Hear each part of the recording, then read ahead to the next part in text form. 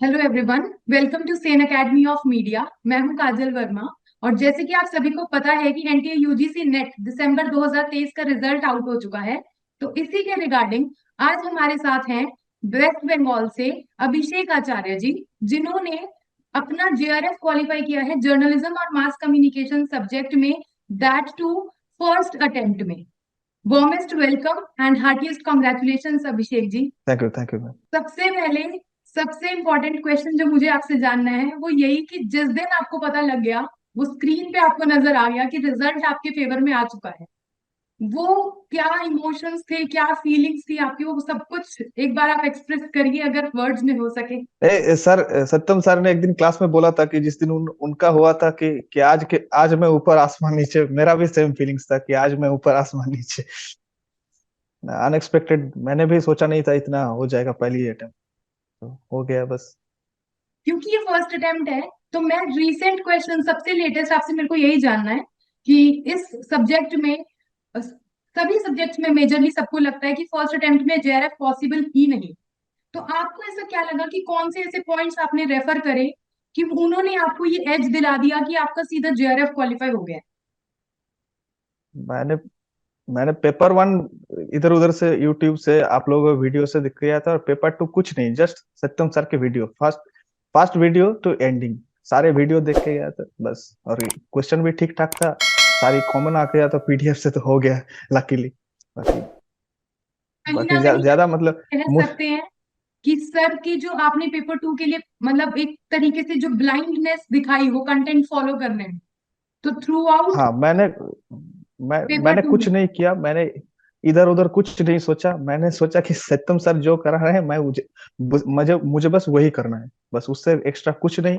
मैं paper two में कुछ नहीं एक्स्ट्रा किया था, पेपर वन में मैं यूनिट वाइज किया था यूट्यूब से, आप लोगों के वीडियो से जो भी। But paper two only and only Sen academy, only okay, and तो ओनली। फोकस आपका जो था सिर्फ वो आपको पेपर टू में तो एज दिला ही ले गया, और पेपर वन में आपको कब ऐसा लगा कि आपको अपीयर करना है इस एग्जाम के लिए? कहाँ से वो आइडिया आपको आया?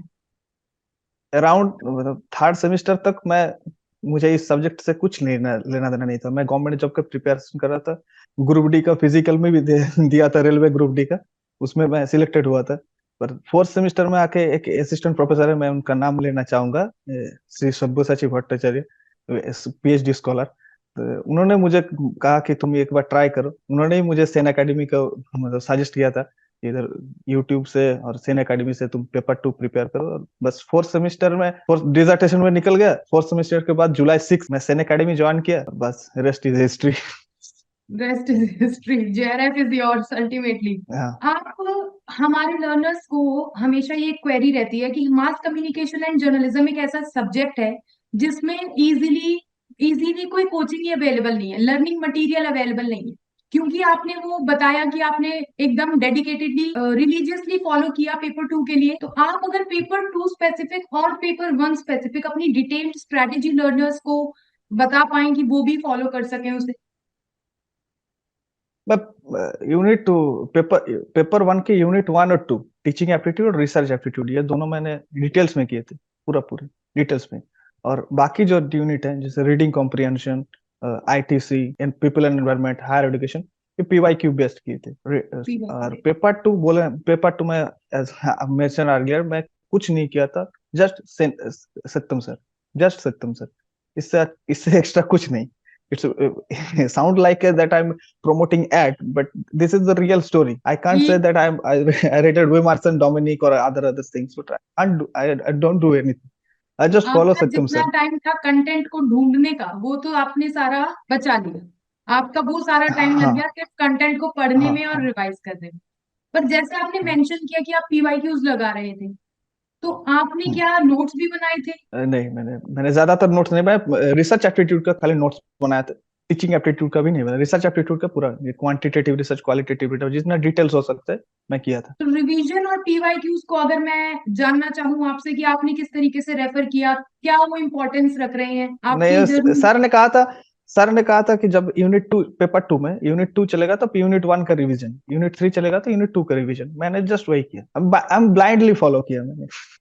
मुझे पता नहीं था मुझे, और मैं आपके सभी ज्यादातर सवालों का एक्सपीरियंस। जो जवाब है वो ये निकल आ रहा है कि every answer equals to Sen academy of media. Satyam sir. Yes yes, Satyam sir, Satyam sir, Satyam sir. Still कुछ ऐसे पॉइंट्स जो आपको लगता है कि आपकी जर्नी में जिन्होंने आपको प्रमोट किया, मोटिवेट किया कि ये मेरी स्ट्रैटेजी का भी पार्ट रहे, वो डीप पॉइंट्स।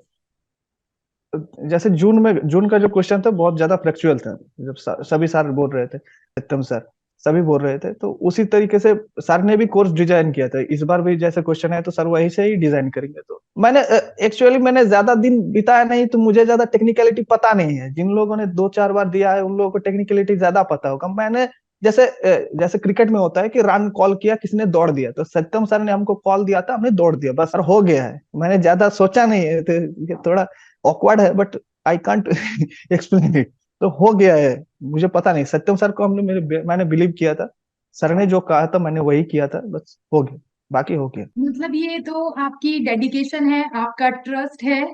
तो दो दो इस हाँ प्लेटफॉर्म पर बैठकर मैं ये कह सकती हूँ बहुत अच्छे से कि एक तो सत्यम सर है जिनकी वजह से हम कह रहे हैं कि पेपर क्वालिफाई हुआ, क्योंकि उन्हें ब्लाइंडली रिलीजियसली फॉलो किया गया है।